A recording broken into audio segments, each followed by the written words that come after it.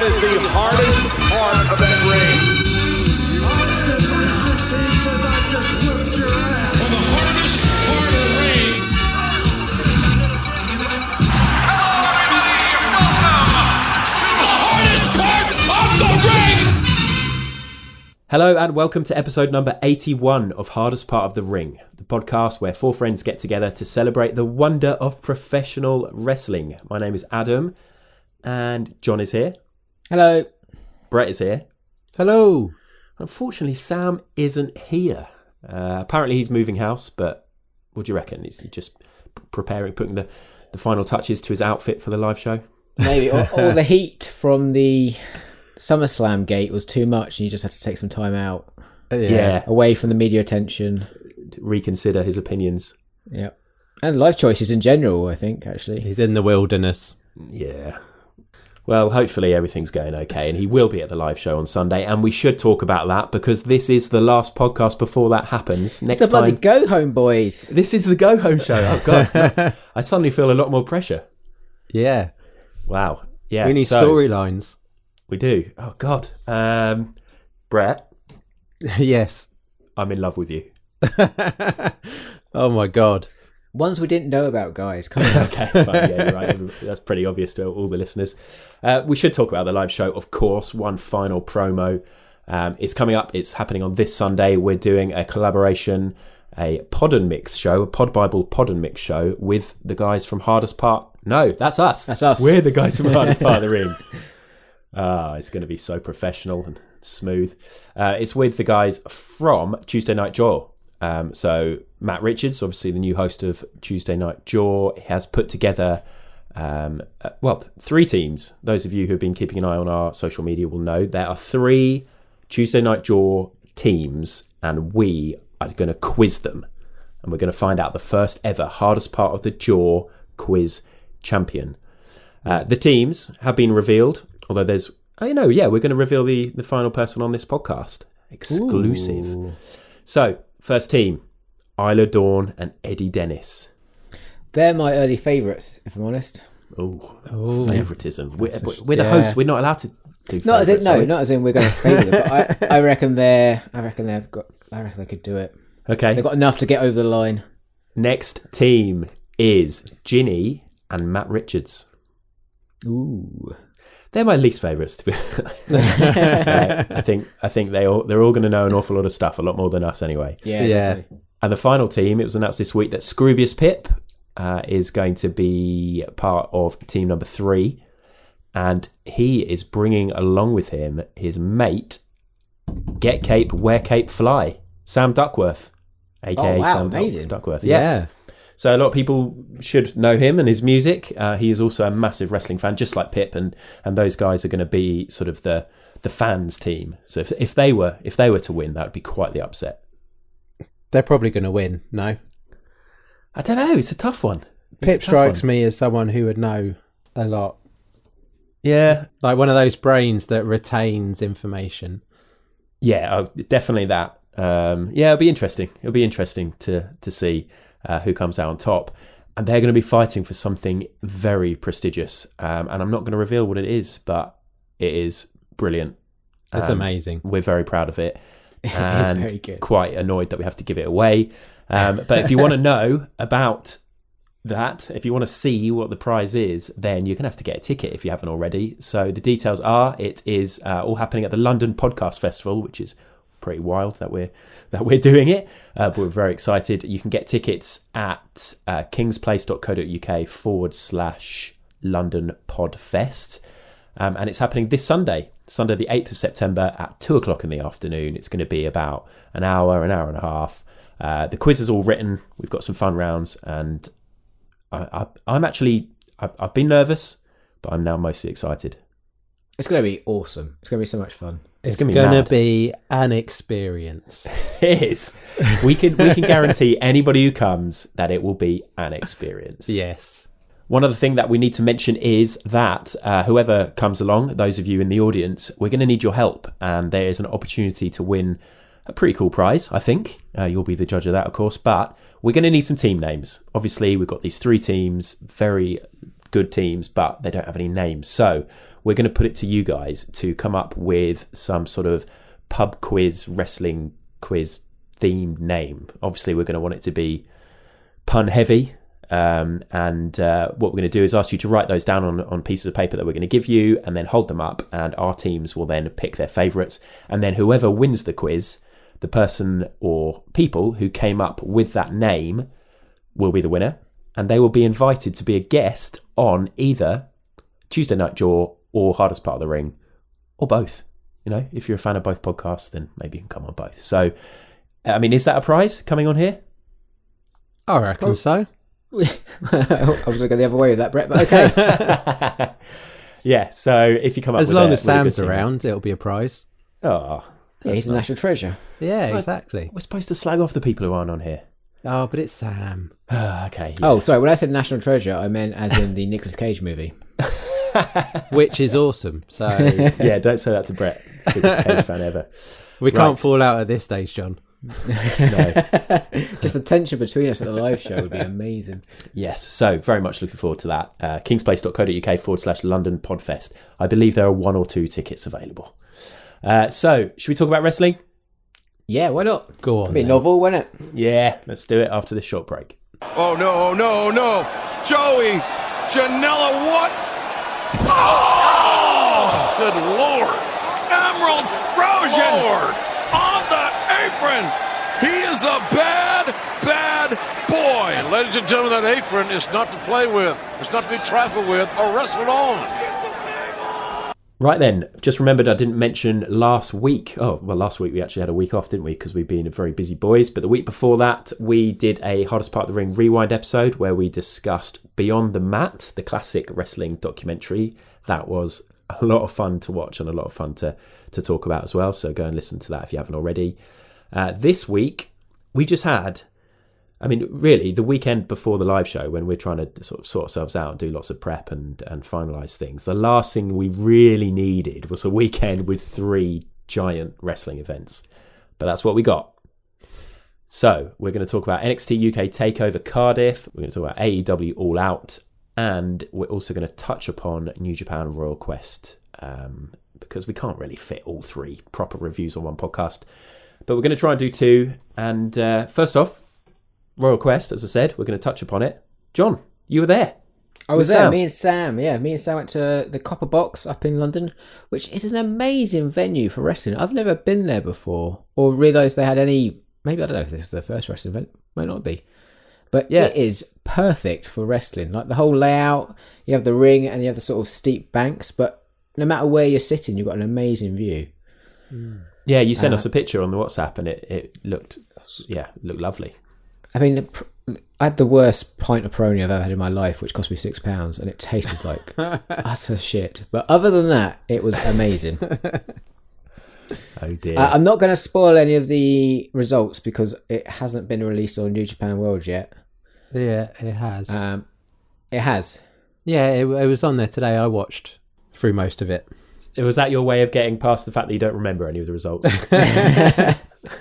Trouble is, I didn't actually drink that much because I was like, okay, I have a drink during the first half, and then at intermission, I go get another drink.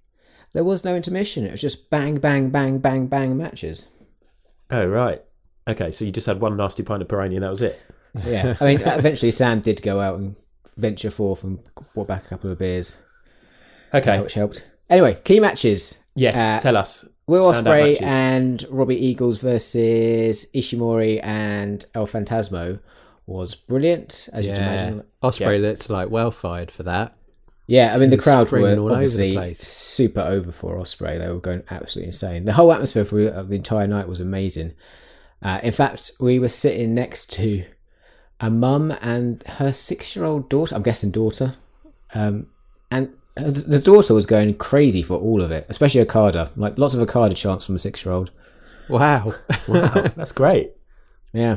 What else good? Guerrillas of Destiny versus Aussie Open making their New Japan debut was brilliant, as you expect. Yeah, from Aussie the Open. chance for them was something, wasn't it? Yeah, there Yeah. was dueling chants for Aussie Yeah. Open and GOD for a good 5 minutes before they actually started fighting. It was incredible. We saw a lot of there are a lot of GIFs and a lot of Instagram stories coming from the venue of that moment. Their ring gear looked great. Yeah. I really love it. I mean, I've always liked their look, but shout out to Sheeda Gear. I believe she's the person, like the seamstress. Well, there's probably a more modern name for it now. Who does loads of the wrestlers' gear. She's well worth a follow on Instagram because she always posts the sort of close-ups of some of the detailing. And I really like Dunkzilla's jacket with like the almost like the Nasty Boys like paint splatter effect. Oh yeah. And I'll come back to Nasty Boys a bit later. Why? Jesus. Well, you're going to find out. So yeah, I just thought their gear looked really good. And I mean, how were they? Did they come across as nervous, or did they just put on a great match as always? No, they just put on a great match. I mean, they're so good, Aussie Open. They are. I don't know whether we're going to see more of them or whether this is a one-off, but hopefully we see more of them in New Japan. I think they'll be really popular in New Japan. Yeah, I hope so. They deserve to have a bigger platform. Yeah. And it would be awesome if that bigger platform was New Japan. Yeah, I kind of feel like they've almost done all they need to do on the UK indie scene. Like they've been everywhere and they've won most titles and they've been absolutely brilliant. Yeah, although, like saying that, the all elite tag team division with Aussie opening, that would be pretty sweet too. That would be sweet, but they have got a lot of very good tag teams in that division already. They do. Including the new one as well that we found out about. That again, we will talk about shortly. Cool. Yeah, anyway, so rest of the card quickly. Yeah. Kenta versus Ishii was very, very stiff. That was. Kenta got a concussion at one point, which wasn't great. I think he had to go to hospital after the show, but he's all right. But it was a good match. The won the title? Like the botched? Oh, spoilers! German, yeah, German, yeah. May or may not have won the title. You got Tanahashi versus Zack Sabre, which is, Zack Sabre's amazing, and this was my first time I've seen Tanahashi live in the flesh, and it was an absolute privilege. Did you melt? A little bit, like just to see the Ace live. A lot of air guitar. Oh, it's brilliant. Yeah, he cracked that out early, didn't he? Yeah. And match of the night was Okada versus Suzuki, where they went for 30 minutes, and Suzuki was so over. It was unbelievable. Also, the first time I've seen Okada live as well, which was brilliant. Wow. Yeah, anyway, amazing night. I'm hoping they're going to do it again next year, and we should all go. Us, all the listeners, everyone. Everyone should go. Well, we'll be absolutely huge wrestling podcast megastars by then. After the live show, when all the we might be on live comms. Yeah, we'll probably. That's so true. We'll be doing like fan events, like meet and greets. Yeah, meet and greets. I mean, the sponsorship deals we're going to get after Sunday is going to be obscene. I mean, to be honest, we might be too big to do this anymore. Do you think? We might just need to retire. Yeah. Good point to retire. Retire at the top, right? Yeah. Or alternatively, we could just retire on Saturday. And anyway, let's move on. And that sounded like a great event. Sam offered up that free ticket. What happened? One of his mates couldn't go. He offered it up, and you were there like a flash. Yes. Okay, cool. Well, let's talk about the other events that happened. Also on Saturday night, we had NXT TakeOver Cardiff, and much later on Saturday night, we had AEW All Out. Obviously, we can't really do a full in-depth review for both podcasts because we will be here for hours, and we don't want to do that. So we're going to sort of talk about both at the same time. We will go through the cards of each, and then we will talk about the key matches from both. We'll talk about best of the rest, worst of the rest, pick our star performers, and then we'll give each pay-per-view a rank out of 10. So to start us off, John, do you want to tell us what the NXT TakeOver card was? Okay, yeah, sure thing. Okay, on the pre-show, we had Rhea Ripley versus Pippa Niven, and Cassius Ohno versus Sid Scala. Sid Scala's the manager guy, isn't he? The guy that helps... Yeah. Assistant to the regional manager. Yeah, he's like the he's assistant to Johnny Saint, isn't he? What is he? What's the name? He's not the general manager. What is he? Assistant general manager? Lackey? Assistant to the general manager. Yeah, probably. We'll go for that. Proper Dwight style. Yeah, Dwight, you went for the American office. Yeah, I love the American office. I know, but I will fight for the American office to the grave. Yeah, I think I prefer it to the English one, but I'm surprised that you went for Dwight first. I've not seen it. Oh, What? John. Oh, Yeah, you've sorry. got so much glorious TV to see. It's too much wrestling to watch, guys. I haven't got time. Yeah, that's the problem. I've hardly watched any TV recently. Just watching wrestling. Okay, so what else? Oh, sorry, the yeah, and pre-show. then that was pre-show. And then we had the main card of Noam Dar versus Travis Banks, Cesaro versus Ilya Dragunov, Gallus versus Mark Andrews, and Flash Morgan Webster versus Grizzled Young Vets in the NXT Tag Team Championship. Joe Coffey versus Dave Mastiff in the Big Meat match. The big meat in the middle. Kaylee Ray versus Tony Storm in the UK Women's Championship, and Volta versus Tyler Bate in the WWE United Kingdom Championship match. Very nice. That took place at the Cardiff International Arena in Cardiff, surprisingly. Attendance-wise, I've seen a couple of things for this. Apparently, like the venue could have taken 7,500, but there was actually only about 4,000. I cannot guarantee that's a fact. Good As with atmosphere, though. most things I say on this podcast. Yeah, I thought, great atmosphere. Commentary team of Vic Joseph and Nigel McGuinness. AEW All Out, on the other hand, this happened at the Sears Centre in Chicago with an attendance of around 12,000. Commentary team of Jim Ross, Excalibur, and Golden Boy was back, which I was quite surprised about because I just assumed he was just going to do that Fight for the Fallen one, considering he's the computer game I quite like him. Esports guy. Yeah, he was all right. The card. Brett, do you want to read this one? So on the pre-show, or the buy-in, as they call it, we had the Women's Casino Battle Royale. I can't remember all the people who were in that. Then we had Private Party versus Angelico and Jack Evans. Mm-hmm. That was the pre-show. And then on the main card, we had Luchasaurus, Jungle Boy, and Marco Stunt versus SCU. We had Riho versus Hikaru Shida. We had the Best Friends versus the Dark Order. Then we had Joey Janela versus Jimmy Havoc versus Darby Allin in a Cracker Barrel match challenge. Clash. Yeah. Whatever they called it. Then we had the Lucha Brothers versus the Young Bucks in a ladder match for the AAA Tag Team Championship. I was like, is he going to do the Spanish pronunciation? So the Escalera de la Muerto. That's very good. Very actually. nice. God. Then we had Cody Rhodes versus Sean Spears. And then we had Kenny Omega versus Pac. Although I think that actually was earlier on in the card, wasn't it? It was. Second match, wasn't it? I think? Yeah. We got this information off Wikipedia. Am I right? Yeah. Or blame No, Wikipedia? I got it off some news website. Okay. Fake news.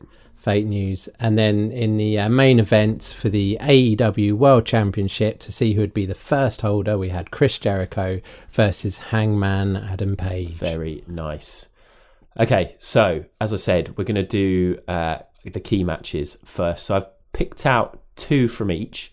The two probably, the two biggest matches, or at least the two matches that potentially have the most talking points or had the biggest reaction. And we're going to start off chronologically because NXT was earlier in the night.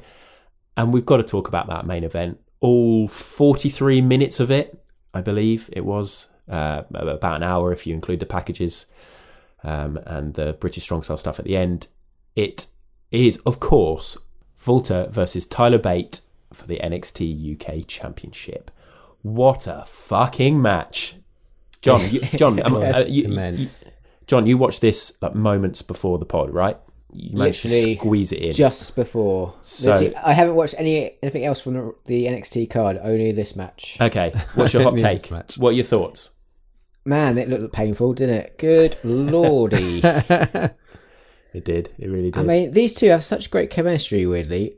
I don't know why, weirdly, actually. But their match at Progress Wembley was phenomenal. And this one as well it felt different, but all equally phenomenal. Yeah, I think so. I just the endurance of Tyler Bate specifically, but both of them really, to be able to go for that long. Yeah. Absolutely amazing. Some of Tyler Bates' strength spots are incredible. Like the bit where he bridged out of the pin into the Tyler driver was exquisite. It was just... Because it was about 35 minutes as well. Like, how does he still have that strength? Yeah. And when he's still doing like the nip ups late on as well. Mental. Yeah. Yeah. I just love the size. Like, there is something about the size difference between these two, but the strength of Tyler Bate that just makes it such a great matchup. Yeah, because I mean, Walter is basically, everyone always says it, he's like the final boss. He's like the big boss of all of wrestling, and then Tyler's the plucky underdog, but then he also happens to be obscenely strong as well, and tough. You know, the things that he had to endure during that match, particularly when he got chucked into the ring post and it went slightly that wrong. was nasty as that was bit. nasty. And they actually he smacked the back of his head, for anybody who didn't see it, but they had to bring out, it was a proper doctor, wasn't it? It wasn't like a fake official. Oh, really? I thought it was all work. Yeah, I was a bit worried at first, but then I thought, oh no, this feels like a work, but I didn't go on to read about it, so... I get the impression, I mean, I read that it was a proper doctor, and it's kind of believable. Whenever there's a head injury in any sport these days, it has to be taken a lot more seriously, and he did bash the back of his head. I mean, maybe it is at work and I've fallen for it, but you'd like to think that they would have doctors on standby to at least ask him the questions, you know, can you see straight? Are you going to be okay? But yeah, I mean... Just the way it built, like Tyler would not stay down for like just, and when you started the match, it's like, okay, he keep getting up, and then he kept getting up. Like 35 minutes, just keep getting up through all the abuse and power that Walter was throwing at him. He just kept getting up, and the crowd was just rising with it as it was escalating, and it was wonderful. I mean, it might be my memory serving me wrong, but like I felt. Not doing a disservice to Walter at all in this match, because he was amazing and I think he's great, but it did feel like this match was full of Tyler Bate moments. Like I felt like he had the stronger the stronger fight in this match. I mean, overall he's got such a big repertoire. I mean, he's an amazing wrestler. Absolutely a lot of people amazing. Just think Walter is just all about, you know, the chops and the stomps and, you know, the big boots and things like that. And there's definitely more to him, obviously, but Tyler's just got so much in his locker. And I think I loved the way it was booked, and I love the callbacks. Obviously, you know, him being chucked into the post was a callback to what happened during the build. I love the fact that he did the finger snaps for, you know, Pete Dunne. And then didn't he do the burning hammer? Yes, he did. That was so good as well. Tribute to Trent as well. Really cool. There's a lot of critics out there for NXT UK and who say, you know, the matches aren't booked that well or whatever, or it's sort of wrestling by numbers. And I thought this sort of showcased that they kind of have got what it takes to put on an incredible main event, an incredible match. Yeah, I've been catching up with NXT over the last sort of, I suppose, a couple of months. Like, I'm up to date with it, and I think it's brilliant. Like, it reminds me so much of early NXT. It is wrestling by numbers in a way, but I think that's a positive thing. Like, it's just good wrestling. Yeah, I think one of my main things is just they do have quite a lot of wrestlers who I'm just not interested in, and like compared to the NXT, like the American one, that is just stacked with just world class wrestlers. It's not the case for NXT UK, but they're getting there, and they've added Dragunov, and we'll talk about him shortly. Great addition. I think if they add a few more, it's gonna, you know, if it becomes more stacked, then it's gonna become a must watch, especially with matches like that. Yeah, and the build to this match has been great. Yeah, like the sort of feud between Imperium and sort of British Strong Style has been really good. I was excited to go into this not knowing any, because I actually haven't watched NXT UK for about 6 months now, even though I did watch a load of it at the start. And in comparison to AEW, where I feel like a lot of it is presented and you're like supposed to be in on stuff already, like if you have to watch the YouTube channels or you have to follow social media accounts, or things weren't explained to you as well. All the pre-match videos on NXT UK Takeover were great. I loved the build to Walter Tyler Bate, and I hadn't even watched it on a weekly basis. I think the thing that helps with AEW is they're not like repackaging their people. You know, WWE is repackaging, sort of renaming, sort of, you know, it does a bit of, they're not the same thing that you're used to seeing on the indies. Yeah, that's very true. If that makes sense. Whereas AEW is just letting them be their indie personas, but on their show. Yeah. No, that is a good point. But yeah, any other like particular spots that you enjoyed during the match? I thought that there was a bit where they had the power bomb that was counted into a sunset flip. Yeah, that was lovely. And then the near fall after that, and obviously the crowd throughout were brilliant. One of my favourite moments was like it's near the end, and I can't remember what Tyler Bate had done, but like Walter like just slapped him, kicked him, and like then went straight down into the chokehold, and it was just so brutal. Like it was just so it's like the big boss had enough. You know, he'd like been dealing with this all this time, and it was just like chop, you know, slap, kick, so brutal, and you're in a chokehold, and it was just like quick but hard hitting and just immense. I love Walter so much. I mean, like you said, Adam, he doesn't have the biggest repertoire necessarily, but what he does with it is amazing. It's just perfect. The only problem is, and it's a similar problem they have at Progress and well in NXT UK, is who on earth is going to take him down? It's got to be Tyler. He's so unbeatable. I think, give like Tyler a couple of tries and then finally gets there. Yeah. I think take Tyler off TV for a while, feed some people to Walter, and then Tyler comes back in with this massive run in. Shaved head. Yeah, maybe. Something like that. All over the place. I think we need to give a quick shout as well, just to make Brett blush, but the artwork for this podcast really sums up the match. That drawing, the illustration of Walter sort of standing over Bate, who's on the floor but he's holding his head up and he's ready to get back up. It looks so good. I really want a print of that, Brett. I'm not even joking. We should put that on our shop. Some of your best work, Brett. It's amazing. Thank you, guys. It looks like something out of a graphic novel. It's just the way you posed it is phenomenal. Yeah, could we do prints? Signed prints? I mean, I'll buy one. I reckon we could. Yeah. Okay. Yeah, well, listeners, if you're interested, if you look at the artwork on your phone or on our social media, and if you do like it and you'd be interested, then let us know. I think that would be awesome. But yeah, great match. I loved it. It was one of my matches of the year for sure. And I think it might be recency biased, but I think I prefer it to the Wembley match. So it's hard. I love that Wembley match. I don't know whether for me, rather than recency bias, it's live event versus watching on TV bias. Because there was just something about that atmosphere at Wembley. And it really felt like, it felt like a Rocky match, like the main event sort of thing. Yeah. Tyler in his gold and just the lighting and everything. It was just like, felt like the biggest match sort of atmosphere. They totally should have put the belt on him then. You should have beaten Walter in that match because the roof would have gone off. Yeah, totally. Yeah. And we had that weird thing where people were having to leave as well. But it was great. It was very good. Amazing. Goosebumps I had. I don't get that very often. No. Reminded me of how I felt during the Pete Dunne Tyler match. Yeah, he's good at giving you goosebumps, isn't he, Tyler? Yeah. I'm the same. He's an amazing worker. He is. Brilliant. Okay. Next key match we're going to talk about then is going to be another match from NXT, and we're going to talk about the Tag Team Championship Triple Threat. The holders, grizzled young veterans versus the local boys, Flash Morgan Webster and Mark Andrews, versus the wooden boys, Gallus.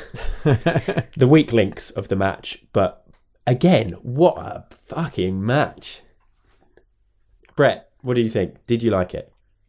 I did like it. I thought it was great. There was loads going on. I thought there was a few moments where they were obviously trying stuff that didn't quite pull off, but it didn't take away from it. And I love Flash Morgan Webster. Yeah, you've always loved him.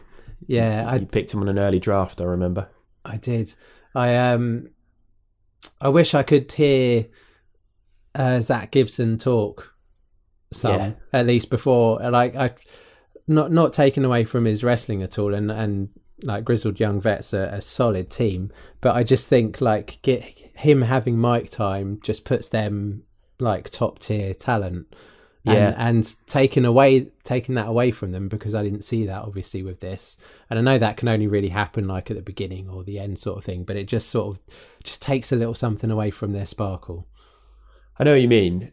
I mean, I'm guessing he gets a lot of mic time on the weekly show, and maybe they're just trying to keep time down to focus on the matches. But yeah, I've loved them. James Drake, he was so up for this, wasn't he? like the screaming Yeah. and like thumping his chest after each move that he did. He looked in great shape. Like, I love their electric chair sort of dive to the outside move. Yeah.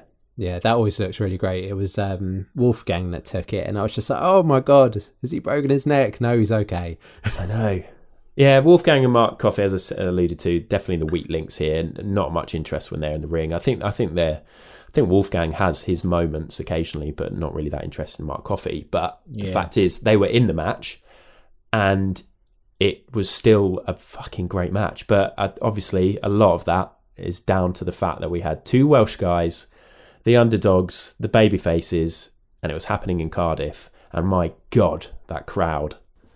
What a crowd. So good. Yeah, they were up for it from the get-go, weren't they? Yeah, so hot. And the match was just full of loads of amazing spots. I think you're right, a few of them didn't quite hit, but it just ebbed and flowed really nicely and then built into an incredible ending. There were a couple of near falls where it seemed like they were going to win, and then it looked like YV were going to retain. And then they won it. And what a reaction. And the way they went into the crowd, it was an emotional end. Sounds great. Yeah, it looked like Flash Morgan Webster. That is it. The Ticket to the Ride. What's the move where like he does the double knees, like the lung blower sort of thing, but it's like a tag team move. They did that near the end. Yeah. And it looked like Gibson's knees caught like just right underneath Flash's chin as he came down, and I was like, oh, that looks so nasty. Yeah. And this weekend sort of was like, full of stuff like that, I thought. Yeah, he got dragged over, but it felt like he probably needed to be dragged over for the pin at that point. Yeah, I thought there were spots all over both of these pay-per-views where things looked to be a lot, like things were spots were hurting a lot more than they were supposed to, basically. Yeah. Things were connecting. On the edge. Yeah, exactly. But I just want to say also, those two guys, like, I feel a bit impartial towards them at times, but not many wrestlers deserve the glory and the moment that they got more than them in terms of like the hours they've put in, the shows they've done up and down the country for years and years, wrestling tiny shows all over the place. To have that moment and to get those belts is fully deserved, really great moment. It is. I don't have the knowledge of the memory of the other matches to go along with this, but it feels like WWE are giving like people their moments in their hometowns, as it were, which isn't like their modus operandi, is it? No. I think it makes sense though for something like this. Like, American people watching that would be absolutely in love with that atmosphere, surely. Yeah. Good. Well, John, has that excited you? Do you want to watch it? I mean, I will be watching the rest of the pay-per-view. Maybe not tonight. Tomorrow. Cool. So we will talk about some other matches from that pay-per-view a bit later, but now we're going to do two key matches from AEW All Out. And the first one we're going to talk about was the second match of the night, which was quite a surprise. Could easily have headlined. It was Kenny Omega versus Pac. Do we want a little bit of Sam involvement before we talk about this? Should we mention what he messaged us shortly before we recorded? Okay, give him a little shout out. Yeah, so Sam's been busy moving house, hasn't really spoken about wrestling, hasn't even watched all this wrestling, but he just sent us a message saying, if Pac goes back to WWE and has to change his name, he should become X-Pac. It's very good. Yes, very well good. Done, Sam. Well done. Anyway, so Kenny Omega versus Pac. When I talked about people taking moves probably harder than they were meant to be taken, oh my God, Pac took an absolute beating in this match, didn't he? That hit he took to the shin when he hit the railing outside. Yeah, ouch. That was quite early on as well, wasn't it?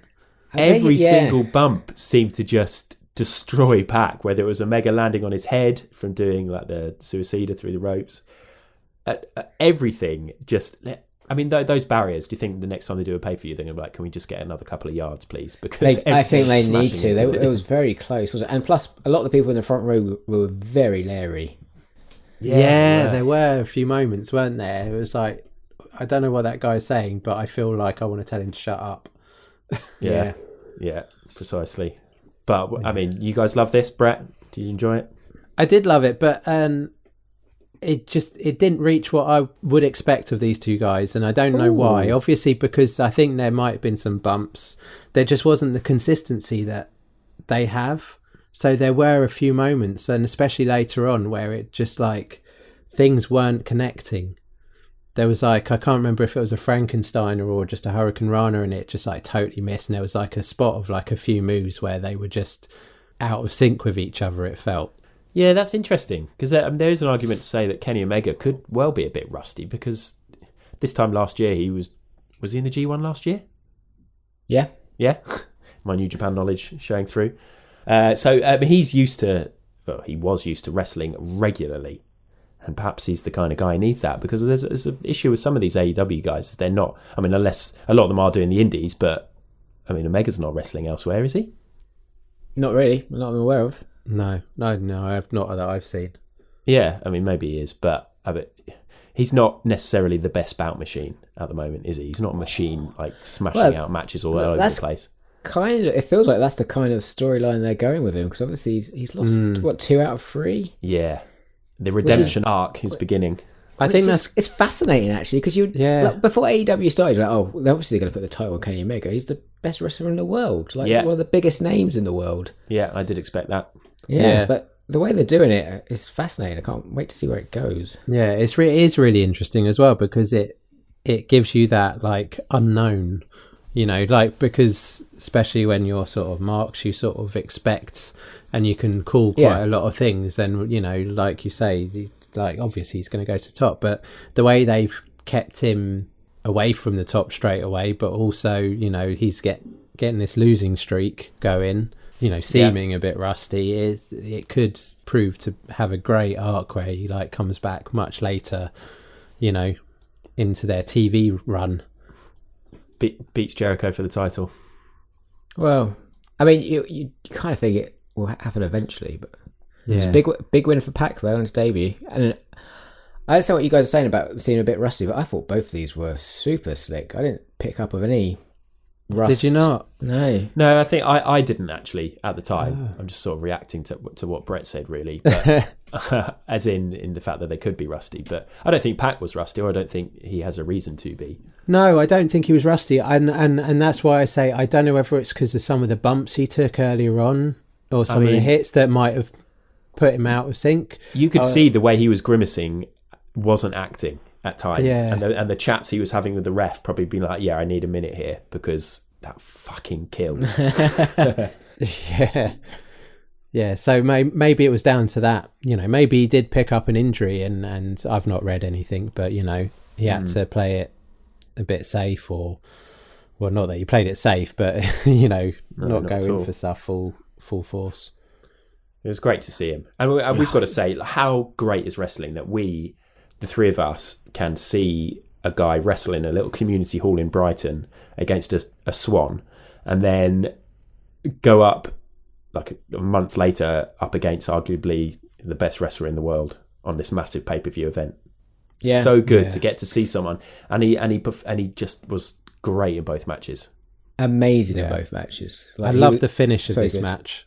The one-wing angel into the brutalizer, like the rings are standing up. Brutalizer looked amazing. So he went sort of crucifix and then into the brutalizer, like with him, and then he just like fell, and they called it like.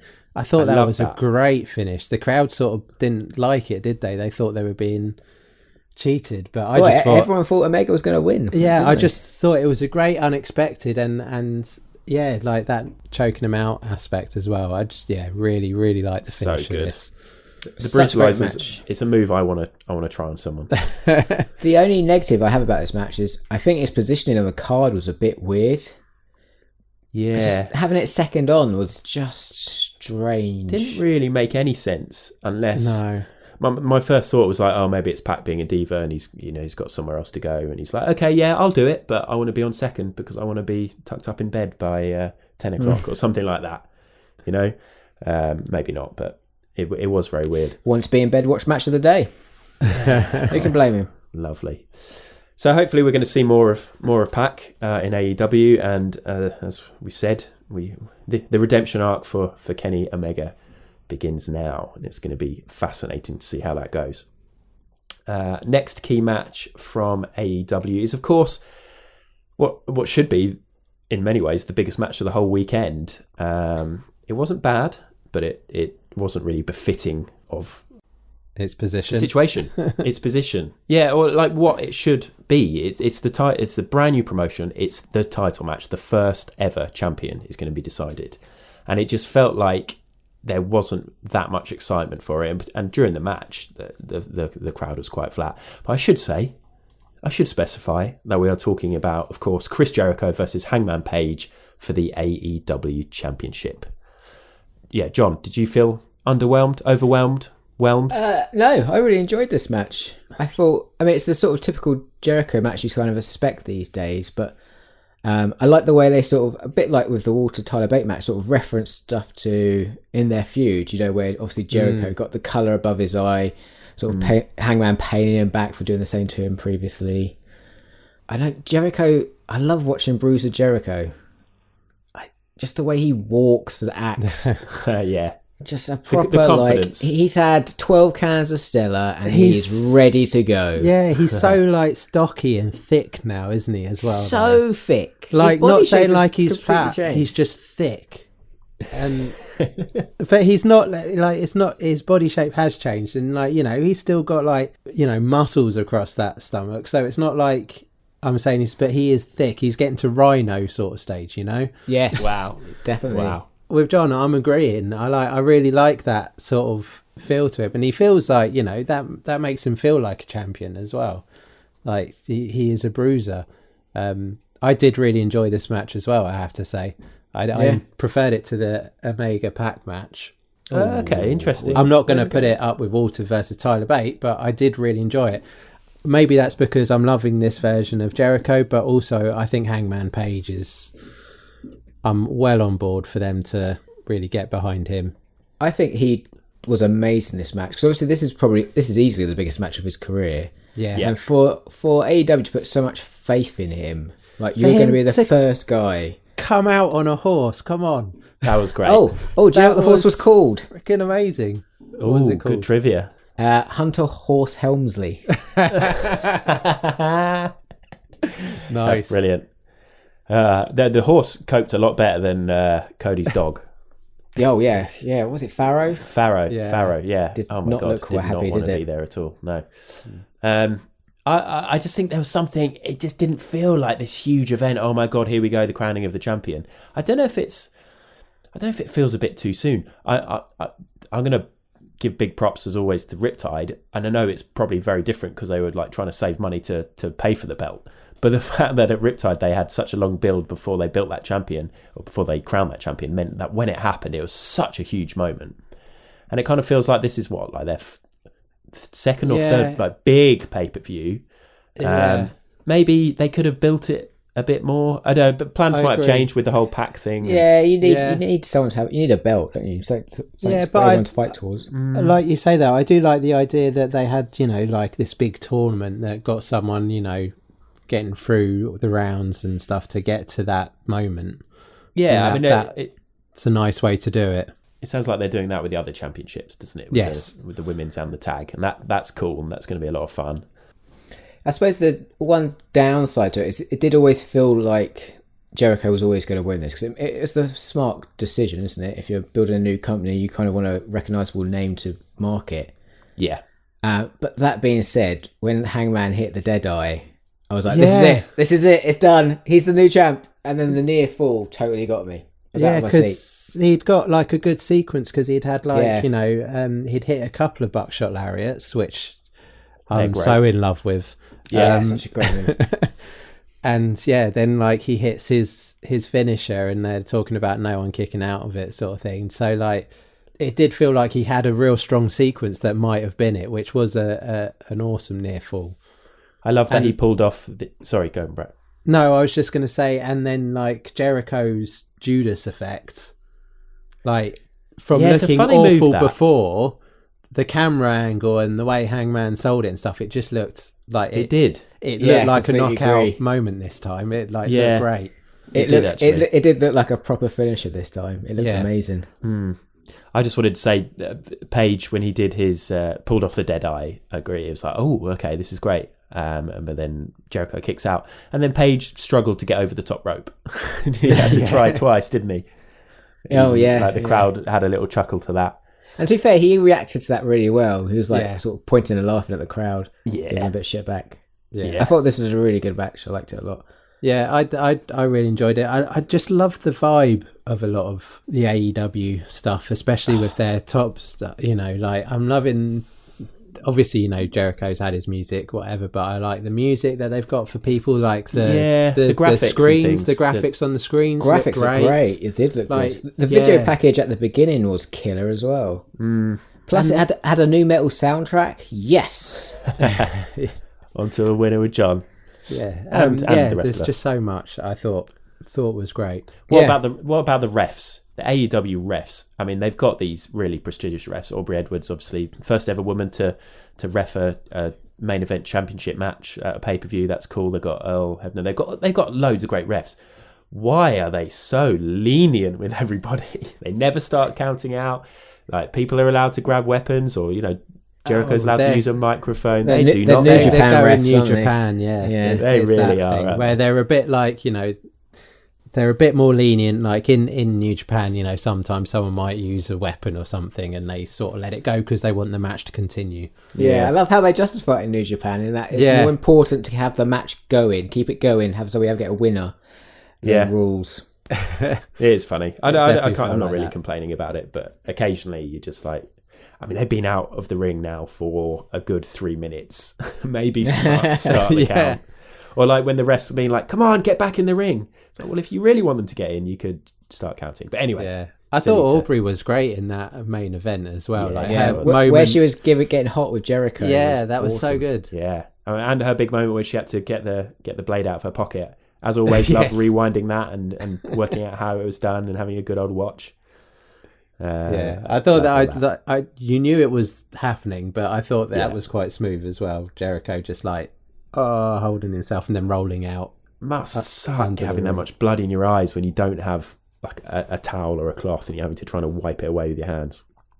Anyway, I'm sure I've talked about that before on another podcast, so go back through the back catalogue if you want to hear me talk about that. Brilliant. Should we move on? Yes.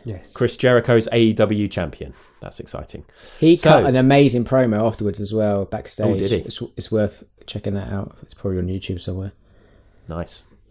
Okay, so we're going to do best of the rest, picking out some key moments or matches, anything that we liked from either pay-per-view. Let's go back to NXT first, because I want to bring up, sorry John, you're not going to be able to talk about this, but I hope we're going to get you hyped and you're going to want to watch it. Cesaro versus Ilya Dragunov. Oh, I was very excited about this. Yeah, Cesaro announced on, was it Raw or SmackDown last week, that he was going to come and see what NXT UK is all about, see what the fuss is all about. And he turned up, open challenge, and who answers but Ilya Dragunov. Brett, did you enjoy it? I did really enjoy it. Cesaro's a unit, isn't he? Oh, yes. he just feels even more of a unit. He did. What's his spin called? It's not the airplane spin. It's the holding by the ankles, spinning around. Can't remember what it's called. Oh yeah, I can't remember what it's called either. When he does that, and then the crowd start counting.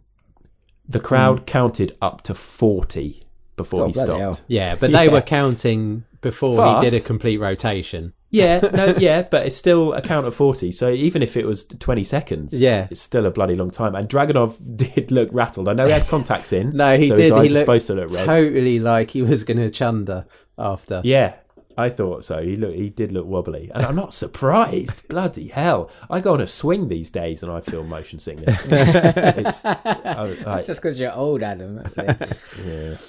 Oh God. I thought that was a great match, well worth watching. Dragunov, such a star, and the fact that obviously Cesaro was always going to win, but then he came out and shook Dragunov's hand. Oh, did he? That's interesting because Dragunov also lost to Ono on TV on the NXT UK. Oh. Really? Yeah. Well, I'd like to tell you more about why that's happening, but I don't know. I don't know what they're doing with him. A few L's for Dragunov. But great match, definitely worth a watch. I'd say better than the Balor Devlin match, which is obviously a similar vibe at the last takeover. And everything just seemed to be an upgrade. I mean, just to talk generally, I really loved Takeover, NXT UK Takeover. I'm surprised to be saying that, but I really loved it. Check out the TV, man. It's good. It's really solid. Oh God. I was going to start watching 205 Live. Yeah, we've all said that in the last couple of months. And we've not done it. Oh dear. Anyway, John, why don't you tell us something? Your best of the rest. We're going to go back to AEW. Is there another match there that you enjoyed? I mean, there are so many matches that I'd have to say that AEW, I've been really impressed with the consistency. All their big pay-per-views, like the All-Outs, All-Ins, and not the Fighter Fest and so much, but have been so consistent. Like, top to bottom, just great matches. But I've got to mention Young Bucks versus Lucha Brothers for the AAA Tag Team. Yeah, it's titles. got to be said. That was amazing. And also, it's time for a regular segment. Does Adam now like the Young Bucks? Guessing from what he was saying earlier, I'm not so sure he does. Guys, this is terrible because I guess maybe this is a rare occasion where I'm wrong on something. It's just because I watched it and then I read reviews and the people were like giving it 4 3/4 stars and absolutely loving it. And I was watching it thinking, this, like, if I was to show somebody who never watches wrestling, I'd probably show them this because it's a really fun, fake fight. Like, so clearly fake and choreographed and... You say that, but this is probably the match that hurts the most. Yeah. Like, there was some but it's horrific spots in this match. I just feel like I prefer... I was thinking about this when I was making my notes. I was like, why am I writing these negative things? Because people don't really want to hear it. I've done it before. It's just spot after spot after spot, and they're all huge, big spots, and it's easy to become a little bit desensitized. I kind of like it when there's a bit more of a build to a big spot, and then there might be a bit of mat wrestling. I know it's a spot fest. I know that's what it's about, but there was no real storytelling going on. No. But that's why I quite like the card, in that you've got that with the Cody match, and then you've got the Young Bucks doing, and the Lucha Brothers doing crazy spots, then you've got Y2K and Hangman doing sort of crazy street fighty stuff. But I would say this is one of the best ladder matches I've ever seen. Like, it's up there with like the original TLC matches. It was off the charts crazy. And I know you call it a spot fest, but I don't think there's a more creative like wrestlers than the Young Bucks. Like, everything they put together in this match was just like amazing. I don't even think it was that innovative for a ladder match. Do you Really? Obviously, it was innovative, but I think I'm thinking of Swords of Essex versus Audio Open at Progress. Some of the spots that they did with the ladders there. I mean, at no point did they have one ladder in the middle and then 4 ladders leading off onto the ropes, which everybody loves to see. You know, those kind of things. And no point did nobody put a ladder over their head. Top off the ladder through a table. And that wasn't even the finish. It wasn't even the finish. Nobody put a ladder over their head and span around. That's what you're supposed to do in ladder matches. And thank goodness they didn't. No, I'm only joking about that. I'm even bored of hearing Penta say Zero Miedo. He does it a lot. He does it way too much. Does it a lot. And there was like... I'll agree with you on that. But I loved him losing his mask at the top of the ladder. That was quite shocking, wasn't it? Yeah, it was shocking. That was just like it was I didn't want to see what haircut he had. And I was with the commentators, like telling the camera, you know, like cut back to the match. We don't need to see this. Yeah. As he's trying to like escape, and the camera's staying with him, like trying to edge round. It's like, no, don't do it. I mean, don't get me wrong. I'm not a misery guts. It wasn't the match came on and I'm like, oh well, here we go. I'm going to hate this, and just sat there with a straight face. I always want to enjoy it, and I do really love the Lucha Brothers. I just like, as soon as we see the first promo for Young Bucks, I don't like their faces, I don't like their gear, I don't like them. I'm sorry, but there were some great spots, and there were some really cool things. Like, it wasn't a bad match. I thought the spots escalated really well. In that they sort of started off some crazy stuff, some table stuff, and it just sort of escalated, and then it started to get a bit like, actually maybe this is a bit too far, and then I'm like, oh no, fuck it, it's great. When was it Nick Jackson Went off the went ladder off the through ladder and his caught legs his clipped foot. the rope and he went through that table hard, didn't he? Oh yeah, That was nasty. That was really nasty. it was nasty. I liked the fact that in this match they did like when they did the stuff in stereo, like it was the for the opposite teams. Yeah. So like it was like Penta and Matt Jackson doing it on their opponents, but doing the same thing. Like there was a few spots like that in this where they did that. That was I thought cool was and really a bit nice. different. It was a bit different, but the first one they did was those rolling cutters up onto the two guys on the ladder, and it was like, you could sort of see them glancing over to each other, be like, okay, ready, go. It's like, it's just, there's no suspension of disbelief in it for me. It's like, this is like this amazing showpiece, and it is amazing, but I can't really connect to it. What about the surprise entrance at the end? LAX? That is great news. A big fan Pretty of cool. what I've seen of LAX, which is mostly their matches on Progress. They're a great tag team. I've not seen, like, I'll have to admit, I've not seen this version of LAX. The LAX I remember is, was it Hernandez and Homicide? Oh, right. Back yeah. in TNA days, like an earlier LAX. Yeah, because I don't think they're going to be called LAX in... No, they weren't AEW. calling them that, were they? No, they were calling no. them Santana and Ortiz or whatever it was. But yeah, their matches against CCK in Progress have been absolutely amazing. So yeah, that is exciting. And it was good. It was good. Let's finish on saying it was good. Okay. Yeah. Brett, have you got a best of the rest?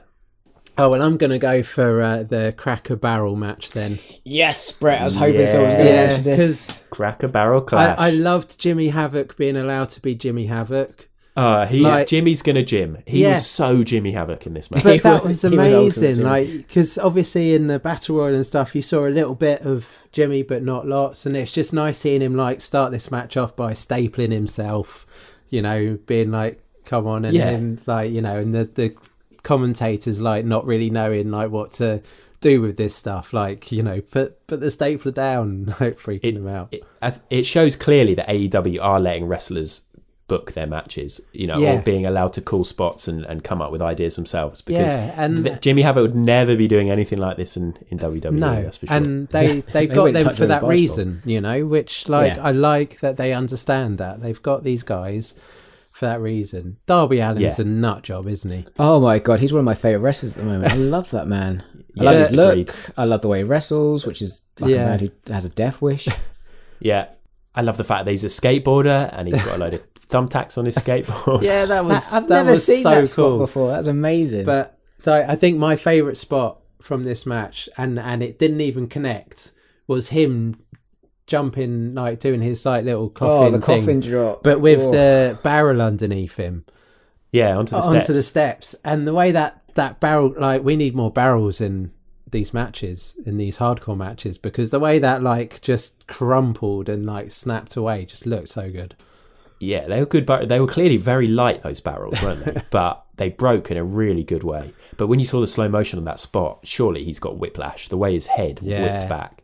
That was nasty. Man. I was hoping earlier on when Jimmy Havoc grabbed the first barrel at the top of the ramp that he was going to like line it up and roll it down at him. Yeah, that's kind of Donkey Kong style, but he didn't. He dragged it along and I was like, oh, Jimmy. And they're not heavy enough for that, I get the impression. What about Janela doing the moonsault just onto the floor? Yes. Oh, that looked literally nasty. no I thought one he there. broke his legs or something when he did that. Yeah. The way, the noise it made as well. was... that is not good for you. I did made me have feel a bit to sick. rewind that moment, like do the little skip back. Like, did I just witness what I thought I witnessed? And these guys will have needed the chiropractor after this to reset their spines. They've been an absolute mess. They're all crazy guys, crazy. actually. They're all absolute nut jobs.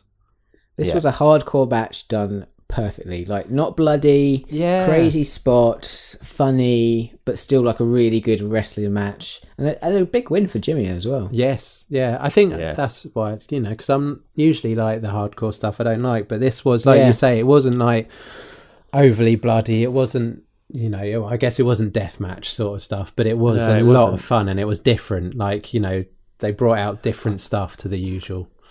It felt like an episode of Jackass. Yes. Like, it felt like this match was booked by Steve-O and Johnny Knoxville or something. Because especially with getting the skateboard involved, and the paper cuts, and just a lot of things that you don't tend to see that regularly, like loads of innovative new spots. I mean, Jimmy just having all those tacks in his mouth and then being like, I'd hyperventilate. I'd probably have a panic attack or something. Yeah. I think that'd be the natural response. Like, you'd be weird not to do that. Oh God, amazing. Yeah, loads of fun. Yeah, and Jimmy going over was so good. Yeah, really nice to see that. Yeah, and not what I expected, but yeah, a lot of fun.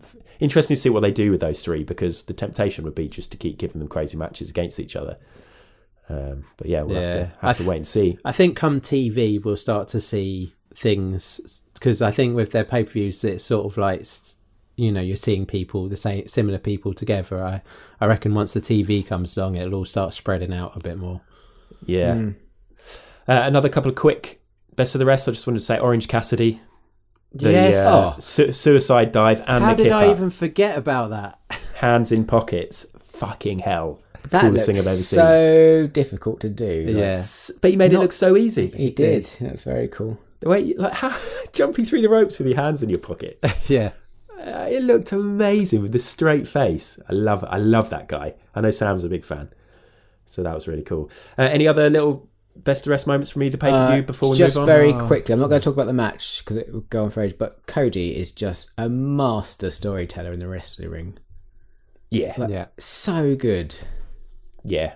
Oh man, and we could easily talk about that match for ages. Just like I saw some of the photos of James Musselwhite, Y2 Jim Bob on Twitter, from AEW, and like he caught this picture of Cody in the crowd, and it looked like the epicness that we talk about from watching wrestling from our youth. You know, from our like early days and, you know, the 80s and the glory days of wrestling. It just felt like that was like that sort of moment. Yeah. Bringing it back. That was a mental match, wasn't it? So, I mean, he seems to have this a lot. So much narrative and like so much interference in that match, and just real sports entertainment style, but not like no real flow to it. But anyway, we should avoid going into too much detail because we've chatted about a lot, and we need to be negative, guys. Okay. So let's briefly, and we will try and keep it brief, talk about our worst of the rest. And I don't think there's an awful lot, because actually, but I tried to work out, I looked at every single match. There wasn't a bad match on either pay-per-view, was there? Like a bad match? No, definitely not. No. So what is your worst of the rest, John? Do you remember, obviously, Cracker Barrel, they were promoting that chicken dinner, and they showed a picture of the chicken dinner. It was just beige. It was just like a beige chicken, beige potatoes, and even like beige broccoli. It was, oh God, it looked gross. And I was like, that's the best photo you can get of this meal you're trying to push. TV dinner type looking thing, yeah. Oh, made me feel sick. And that shows it was a good event if that's the worst thing you can think of. Yep. Brett? See, that's a good sign as well. Brett literally can't think of anything bad. I can't. I guess my only thing is, and maybe I maybe because I've missed it in not watching the pre, you know, their YouTube series stuff, but like the Star Trek theme, I didn't get that. I have no idea what that was about. I watched Being Elite. That wasn't on there. Okay. So, I don't know. Maybe it's on the AEW one. All out. Yeah. I was just like, what? Why? It did look cool. I liked it. I was like, ooh, Star Trek. I just would have liked it if I'd have known why, I guess. Exactly that, and that is what I feel that AEW do sometimes do. I think when you're putting on a pay-per-view, I think a lot of the time, especially a brand new company, you've got to assume that people are coming to this like brand new. They've never seen AEW before or something like that. When it's this early, and you've got to explain some of these things, like just reference it. It's just a sentence. Oh, of course they're wearing this because of that. Or, there were quite a few things like that, I thought, where it's like, well, I'm not in on this. I don't really understand why this has happened. I like that Cody's coming up with stuff that's making it different, you know, like it's a pay-per-view, it's a big event, like I'm going to do something different. I like that aspect of it. I just didn't get this one. No. No. But yeah, like I said, no bad matches across the board, which is pretty cool. I even enjoyed the last man standing match between Joe Coffey and Dave Mastiff, which was fucking mental. Dave Mastiff, I think, is a little bit underrated. I think I love Dave Mastiff when I've seen him. Yeah. That was just a crazy match. The things that they were doing to each other, running at each other, like sprinting at each other with chairs. They were really putting each other through it. It was chaotic. A bit of a weird ending. Didn't really work with the crowd. No, yeah, that ending was fun. a bit rubbish. I'll go with that as well. But they brought out pool cues and, pool balls and stuff. Yeah, like pool cue. You never see that. No. So, yeah, it's good. I'd say Tony Storm versus Kaylee Ray was probably a bit underwhelming. Probably my least favourite match of the whole weekend, but it's still not a bad match. Not a big fan of Kaylee Ray. It was weird to have the title change. I don't know if Tony Storm's moving on to maybe like American NXT or something like that, or even main roster, because she is a superstar. Yeah. But that was a bit weird. But my main worst of the rest, and I said I was going to talk about the Nasty Boys again. The two guys. The two guys, but particularly the guy with the long hair and the Nasty Boys t-shirt, front row at Takeover Cardiff. It's not all about you, mate. For fuck's did he sake. have his back to the camera? Yes. Kept on standing up. If I was sat behind him, I would have been so pissed off. He was standing up, he was putting his hair up, he was taking his hair down, he was taking photos, he was doing weird hand things. It's just sit down. You're front row, mate. You are front row. Stand up when everybody's standing up. Why do you need to stand up? What extra view do you need from that? So annoying. And there was a guy on the other side as well who's wearing this yellow Hawaiian shirt and this red hat or something. Yeah. Clearly wearing that so that he can pick himself out on the telly. Kept on standing up, doing poses, knowing that he's on camera. It's not about you guys. Anyway, come down and see me at London Podcast Festival Sunday night. Nice segue. But yeah, Nasty Boys guy, particularly annoying. His mates stayed sat down. The long-haired one didn't. So yeah. You know who you are. You know who you are. If you're listening, please keep listening. Star Performer is next. So we're going to pick our favourite performer or our favourite wrestler or personality from these two events. And I haven't got one written down, so I need to think who I'm going to go for. So John, who are you going to go for? So I'm going for one of my all-time favourite wrestlers, and it's Double A, Arn Anderson. Oh yeah, of course I we should popped mention him. so fucking hard when he came stumbling out. That was a slick spine buster, though. My favourite move of all time is Arn Anderson's spine buster. The way he pops them up and slams them down, no one has come close to it. Batista You came never thought quite you'd get to see it again. Yeah. He smashed Sean Spears into that mat. It was beautiful. Great. Loved it. Great shout. Brett? Tyler Bate. It's got to be. Yeah. God. An absolute Superman of a wrestler. Yeah, that's mad. Because actually, I was thinking, I'm probably going to go for Pac. Just because of the beating he took. But Tyler Bate took an even longer beating. Yeah. And what a performance. So it's funny with Tyler Bate because we really don't see much of him. No. And I've started to think maybe because we've seen more of him, but I remember thinking Tyler Bate was awesome, but then thinking, oh no, Pete Dunne's the one. And now I'm thinking, Tyler Bate's the one. I think they're both they're both amazing, but Tyler Bate, I just, love him. Yeah. Okay. Yeah, Tyler Bate for me as well then. Ranking time, we're going to give the pay-per-view a rating out of 10 and work out the average. And Sam isn't here, so we're probably going to end up with quite high average scores here. Yeah, we probably are. Takeover Cardiff first. I'm going to go first. I'm going to give it, let's go for an 8.25 just to be awkward. 8.25. John. I don't think I can really rate this. You didn't really watch one it. match. Yeah. That's fair. Brett, what do you think? I'm going to go an 8. Okay. So the average of those two scores is, what is it? 8.1725 or something. Okay, good. Nice. Very solid score. That is up there with some of our favourite pay-per-views. Do you agree, Brett, that it was just a really good pay-per-view? Like, surprisingly good? Yes. Yeah, no, good. It was. There was a lot of good, but it just had one of my most favourite matches in it as well, which definitely made me score it higher. Yeah, no, I really enjoyed all of it. AEW All Out. John, do you want to go first? What are you going to give it? I'm going to go 8.5. Ooh. Brett? I'm going 8.5 as well, because I got to go a little bit more than NXT UK, because I did enjoy it more. I didn't. I think a lot of it is because I kind of had to try and rush to watch it. I was watching some of it during the day today when I was trying to do work as well, so that does make a difference. But I was just so into TakeOver, so into it, so I have to give that a higher score. So I'm going to give All Out a 7.5.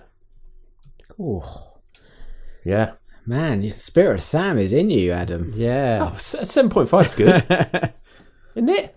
No, if you say so. Yeah, that's an average of 8.16. Is that good? Yeah, that is good. And TakeOver, if I just do the maths on that, is 8.12. So we've got an 8.16 and an 8.12, two cracking pay-per-views, basically. Solid. A lot of good wrestling this weekend and last weekend as well, actually. Riptide Outside was amazing. Yeah.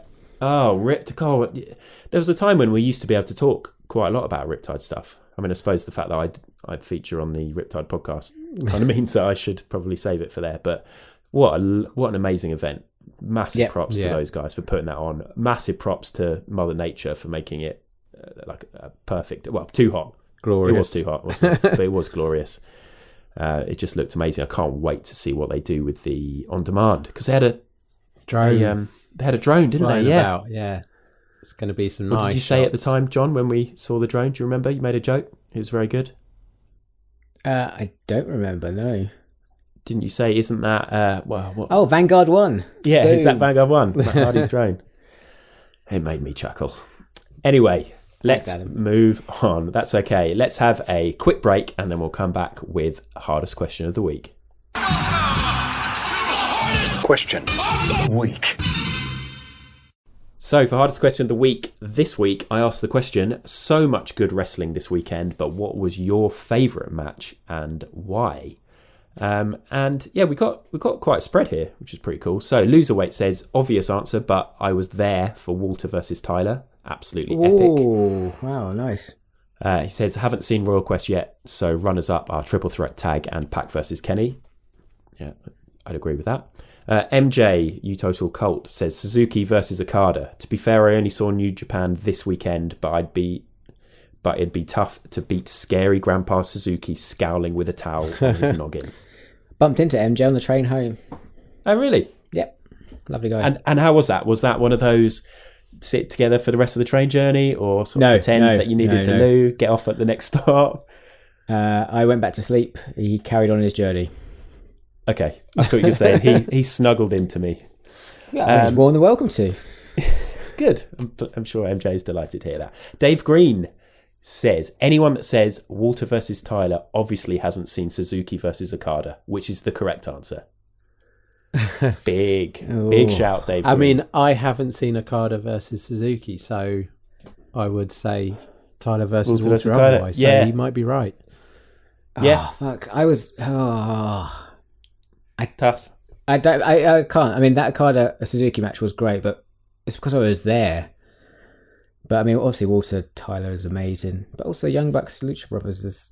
I can't differentiate between those three matches. They're all equally good. Yeah, good stuff. So thanks for that, Dave Green. Hail Nick Payne, listener since day one-ish. He says, favourite Bate versus Walter, most fun Escalera de la Mute. Terrible pronunciation, but there you go. That's pretty good. I was ladder right. match. Sleeper hit, Joe Coffey versus Dave Mastiff. He says, I watched a lot of great wrestling this weekend live and on TV, but wasn't at Royal Quest. I've been told Okada versus Suzuki was epic.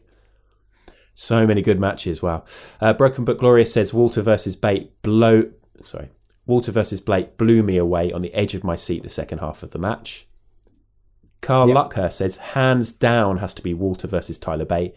It told such a great story and had me on the edge of the sofa with some of the near falls. Close second was Janela, Darby, Havoc, just to see Havoc doing so well over there. Very nice, Carl. Plex says, Bate versus Walter, one of the best big and little matches ever. Big shout. And finally, the Harbinger, Aaron Nix, says, Pac versus Omega was beautiful. It was a match I've wanted for a very long time. Its pacing was masterful. No wasted motion throughout. Highly impactful wrestling with a level of psychology that any roster should be paying attention to. Correct winner as well as leaving room for more. Very nice. Yeah, Can't argue with those. Yeah. Yeah. It's been a wonderful weekend, hasn't it? All right, wrestling-wise? It really has. Yeah, I love the fact that that was such a big spread of matches there that were mentioned. Really good. I'm really pleased that all of our listeners managed to watch so much great wrestling and tell us all about it. So many people at Royal Quest as well. So much good stuff going on. Right, we have got to the end. There's quite a few matches and other things that we could have talked about, but we don't want to be putting out a 2 or 3 hour podcast. We don't want to be too fatigued for Sunday, do we? No, definitely not. Could be on top of a game. Yeah. Nothing but oats and water from here on in. Oh, God. Oh, we'll all be in absolute state by Sunday. Yeah. Really bloated out. Yeah. Oh, dear. Right. So next podcast will come out next week, and it's probably going to be the recording of our live show. I know the guys at King's Place have all this lovely technology over there, lovely microphones and recording software that can record the ambient sound from the crowd. So if you are coming, please clap and laugh in the right places. So I'm not sure when we'll get sent that, but hopefully we can still release it next Wednesday or whenever we do get it. Wish us luck for that. We're very much looking forward to it and hope to see a lot of you down there. If people want to get in touch, Brett, how do they do it? They can send their emails to hardestpartofthering@gmail.com. Get us on Instagram, Facebook and Twitter via @hardestpartpod. And check out our shop that, we might have some prints up on sometime soon. Yes. hardestpartofthering.bigcartel.com.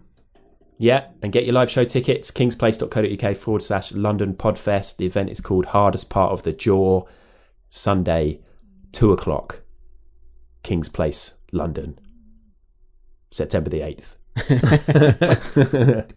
Thank you very much for listening, everybody. Until next time, it's goodbye from me, Adam. Goodbye, John. See you Sunday.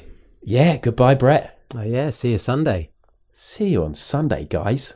That was the Hardest Part of the Ring.